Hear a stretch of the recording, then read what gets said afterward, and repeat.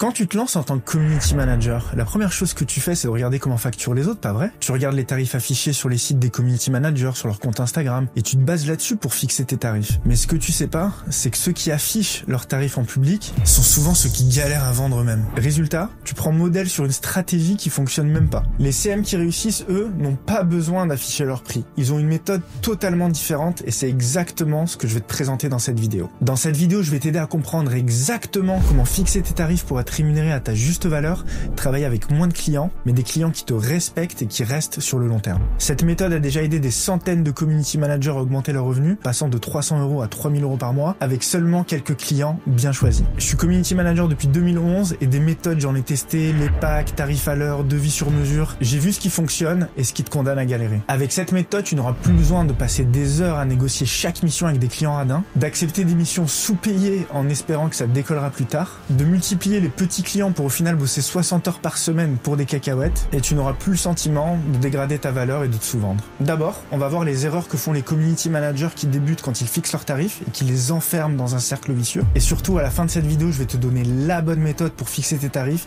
et vendre tes services sans jamais avoir à te justifier. Et on commence tout de suite avec la première erreur que font presque tous les community managers et qui les enferment dans un cercle vicieux. La première erreur, c'est de fixer ses prix trop bas. Alors je sais ce que c'est, quand tu te lances, t'as peur que ton devis n'est pas accepté et ça te pousse à baisser tes prix. Sauf que tu t'en rends pas encore compte, mais il y a plein de coûts cachés dans une activité de community manager, que ce soit des logiciels, les impôts, etc. Et en fait, si t'ajustes pas bien tes prix, au final, tu peux te retrouver perdant à la fin. Mais même si tu augmentes tes tarifs, il y a un autre problème qui va t'empêcher d'être bien payé.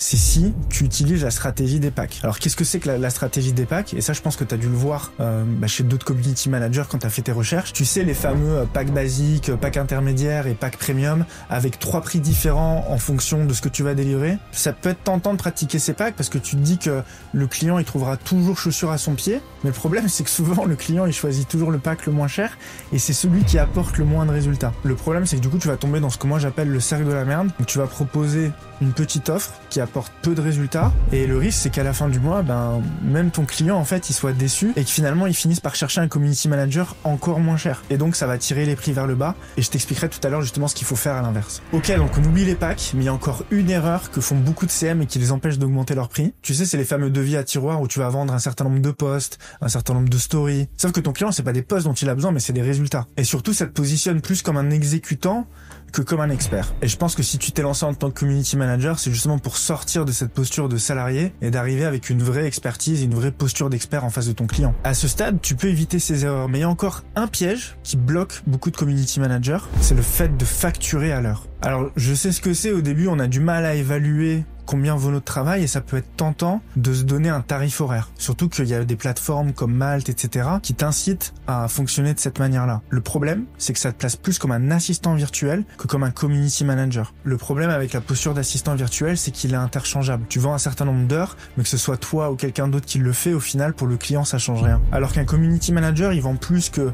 des heures ou des tâches qu'il va effectuer, mais une vraie expertise et surtout une stratégie qui va apporter des résultats, finalement, peu importe le temps qu'il va passer. Tu l'auras peut-être compris, mais toutes les erreurs que je viens de citer, elles viennent peut-être de ta propre conception du métier. En fait, si tu te positionnes comme un community manager qui va simplement vendre des posts, alors c'est normal que tu aies du mal à augmenter tes tarifs. Par contre, si tu changes ta vision du métier et que tu te positionnes comme un véritable consultant marketing spécialisé sur les réseaux sociaux, qui apporte de vrais résultats business à ses clients, plus de trafic, plus de ventes, plus de rendez-vous, parce qu'aujourd'hui, les réseaux sociaux, c'est vraiment ça que ça permet quand tu connais les bonnes stratégies. Alors là, tu vas pouvoir augmenter tes prix en toute sérénité parce que tu sais que derrière, tu vas pouvoir leur apporter des résultats. Maintenant qu'on a vu les 4 erreurs qui t'empêchent d'augmenter tes tarifs, je vais te donner la méthode que les community managers les mieux payés utilisent. Donc le premier pilier, ça va être de créer une offre sans concession pour apporter le maximum de résultats à tes clients. Ce que tu vas commencer par faire, c'est lister toutes les actions que tu dois mettre en place pour que ton client puisse atteindre ses résultats. Et quand je dis sans concession, ça veut dire que tu commences pas à dire ouais mais il va pas avoir le budget, je vais pas lui faire des stories tous les jours, je vais pas lui mettre la routine d'engagement, on n'a pas besoin de mettre en place une stratégie. Ok, certes ça va faire baisser le prix, mais c'est justement en enlevant tous ces éléments de l'offre que tu vas retomber dans cette posture d'exécutant et ça va t'empêcher d'augmenter tes prix. Alors pour te donner une idée, un community manager qui débute va facturer entre 700 et 1500 € par mois par réseau et par client. Et je te rassure, les clients qui sont prêts à payer ce prix, il y en a plein. Maintenant que tu as une offre solide, comment déterminer ton prix? Tu reprends la liste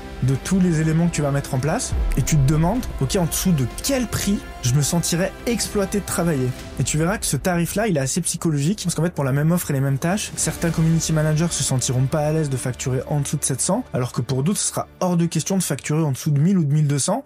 Et le plus fou là-dedans, c'est que tous, ils trouveront des clients au prix qu'ils ont demandé. Le truc qui est évident, mais qui est important de rappeler aussi, c'est que tes tarifs vont augmenter avec le temps. Tous les community managers que je connais ont tous commencé avec des prix plus bas, qu'ils ont fait évoluer avec le temps. Donc si demain tu factures ton premier client à 700 € par mois, peut-être que dans 3 mois tu factureras à 900, puis à 1000, puis à 1200. Au fur et à mesure que tu vas prendre confiance en ton expertise, tu vas voir concrètement les résultats que t'apportes, tu vas devenir aussi simplement meilleur dans ton métier, tu vas augmenter tes prix petit à petit. D'ailleurs, si tu veux un plan d'action détaillé, j'ai préparé une vidéo d'1 heure qui t'explique comment structurer ton activité de community manager, trouver tes premiers clients et remplacer ton salaire en moins de 6 mois. Si tu veux le récupérer, t'as juste à cliquer sur le lien en dessous de la vidéo pour y accéder gratuitement. Et le troisième pilier, évidemment, c'est de choisir des clients qui sont prêts à te payer à ta juste valeur. En fait, s'il y a des clients qui sont prêts à te payer 1000 € par mois ou plus, c'est parce que clairement, ils vont obtenir un retour sur investissement. Ça veut dire qu'en investissant 1000 € par mois chez toi, ils vont obtenir 2000, 3000, 5000, 10 000, 20 000, 50 000 € derrière grâce au travail que vous allez faire ensemble. Et c'est vrai que toutes les entreprises ne cherchent pas ce type de community manager. Par exemple, tu as des entrepreneurs qui sont déjà full et qui cherchent pas forcément plus de clients. Il y aura pas de retour sur investissement en investissant chez toi. Ou peut-être qu'il y a des entreprises qui débutent, qui génèrent pas encore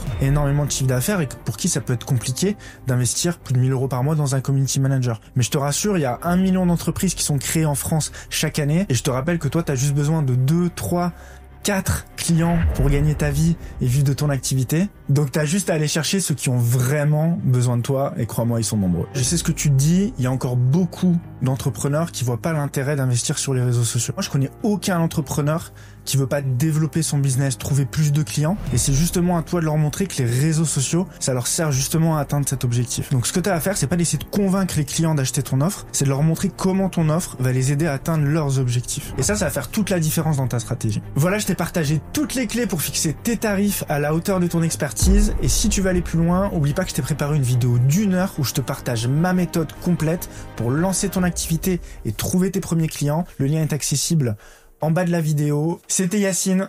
Ciao.